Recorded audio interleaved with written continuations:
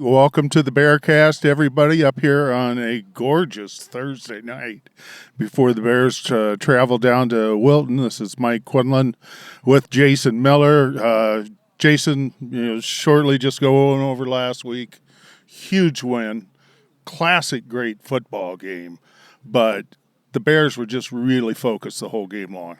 Yeah, because with all the emotions of not just homecoming, it was a West Branch and Regina who've always had over the last 20 years have had a really good tough rivalry. Regina had the better of it for about 15 years. West Branch last year and this year, but a lot of good close football games through the years, and also there's so much. You're getting down to that point of the season to where every game means something. And right now, with the win of last week, Mike, we all know that it puts Bears at the top, tied to the top of the district until, they have another chance at it this week. Yeah, so we have an undefeated Wilton team going into Week 7. They have really blown everybody out, but then again, have they played anybody, And for the Bears' 6 games, they've gone 4 quarters, I don't think Regina or Wilton had done that.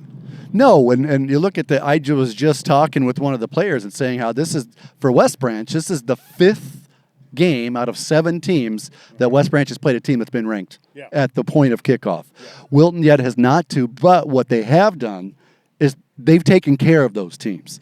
They've scored 33 a game. They're giving up a Class 1A low 5 points a game. So regardless who's over there, they're taking care of business. They're putting up a lot of good numbers doing it, and the biggest thing about this team for Wilton, they're a scary team, and they're almost all juniors and sophomores, but one skill position player. They're very young. They're very quick. A lot of wrestlers, as always, coming out of Wilton. But, the Bears control their own destiny. They win, and they're district champs. They've already got a spot in the playoffs, but they want to run the table. We got 4 in a row, and they want to make it 5 in a row. And I think that's one of the important things about the Bears this whole year is they've just focused from week to week. They haven't looked beyond, and I think that's why they're really good on Friday nights. And that's a great point you make there, that Coach Hirschman and Braddock et al. Have made a very big focus on it, saying, I don't care what this team's record is, it's this team. We can't play next week's team. We can't go back and play last week's game. They've really have made that to be a focal point of the season. And after a Regina game, you just got to give them 24 hours, get right back on the horse, because Wilton, this might be one of the bigger games that Wilton in their football program has seen in about, probably 10 to 12 years since Eric Grunder ran. Yeah, since Eric Grunder ran for like 300 yards over here on West Branch in the playoffs.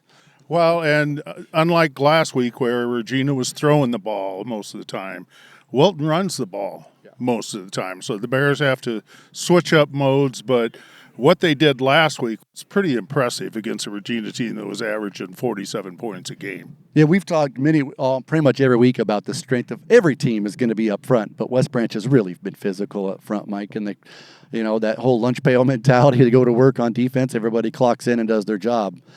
The only team that I think that has a chance to beat a West Branch as of right now, the way they look, is a team that runs it, and Wilton does run it. But don't get too confused, because quarterback Mr. Keith, Drew Keith can throw the football. He's thrown for 757 yards. He's second in the district in rushing yards. His teammate is number 1, and Owen Hassel leads the district in rushing yards and touchdowns by a wide margin with 14 rushing touchdowns. And he's not a big fella. He's a small fella, but he's fast and he's quick and has good feet. So once again, the Bears are going to have to tackle well. And also a quick side note, as you know, Coach Hetzler over there was on Coach Butch Peterson's staff when they were at the Shrine Bowl a few years back. And I know I've talked to Ryan Hetzler many times and how big of an honor that was for him to be able to be a part of that game as a coach, and that Coach Peterson thought that much of him to give him to ask him. And I know that meant a lot to him. So West Branch he always wants to beat West Branch, Mike, but he's always going to have that in the back. He's going to be thankful for what Butch did for him. And he has a lot of respect for Butch's program.